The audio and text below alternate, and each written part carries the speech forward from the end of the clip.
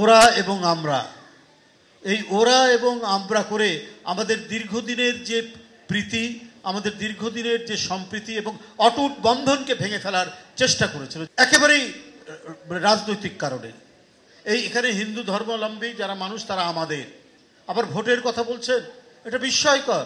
জগন্নাথ হল ছাত্রদলকে ভোট দিচ্ছে, জগন্নাথ হলের ছাত্ররা ভোট দিচ্ছে ছাত্রদলকে। বিভাজন নেই, রাজনীতি নেই বলেই আজকে পরস্পরের মধ্যে হৃদয়ের যে সম্মিলন ঘটছে, সেই সম্মিলন অসাধারণ, অতুলনীয়। পার্শ্ববর্তী দেশ থেকে বা আমাদের এই মধ্যে, এই সমাজের মধ্যে ভেতর থেকে নিজেকে লুকিয়ে রেখে নানা অন্তর্ঘাত করার প্রচেষ্টা চালিয়েছে। এমন সাম্প্রদায়িক বিভাজন তৈরি করা হয়েছিল যে আমাদের এই অটুট বন্ধনকে ধ্বংস করে দিয়ে আমাদের দেশের জাতির মুখমণ্ডলকে কলঙ্কিত করার প্রচেষ্টা চালানো হয়েছে। নায়াসিনামাইড ও স্যালিসাইলিক সমৃদ্ধ লিলি ফেস ওয়াশ যা ফেসের ডেড স্কিন সেল দূর করে দেয় দ্বিগুণ ফাস্টার ব্রাইটেনিং। হাসিনা ক্ষমতায় থাকতে চেয়েছেন তিনি তার রাজত্ব কায়েম করার জন্য।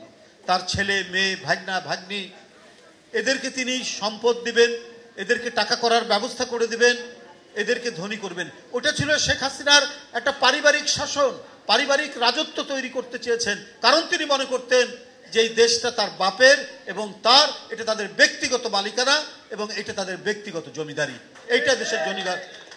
এইটা দেশের জনগণ কখনোই সহ্য করতে পারেনি। এবং কোনো একটি দেশ চেয়েছে হাসিনাকে টিকিয়ে রেখে আজীবন তারা বাংলাদেশকে তাদের নিয়ন্ত্রণে রাখবেন। যে দেশের হিন্দু মুসলমান একসাথে স্বাধীনতা আনতে পারে ৭১-এ, তারা আবার নতুন করে কারো উপনিবেশে পরিণত হবে, এটা কি কেউ বিশ্বাস করতে পারে দেশের জনগণ, যে ধর্মেরই হোক? আর যারা মনে করছেন অন্য দেশের, তারা আমি মনে করি যে বোকার স্বর্গে বাস করছেন। এটা সম্ভব নয়। আজকে সীমান্তে, আজকে পাহাড়ে অশান্তি কেন? কি এমন ঘটনা হয়েছে এই পূজার সময়? সেখানেও তো অনেক হিন্দু সম্প্রদায়ের মানুষ আছে, সেখানে হঠাৎ করে অশান্তি তৈরি করা হলো কেন? সারা দেশকে ওই দিকে দৃষ্টি নিবদ্ধ করা হলো কেন এই উৎসবের মুহূর্তে? এটা পরিকল্পিত।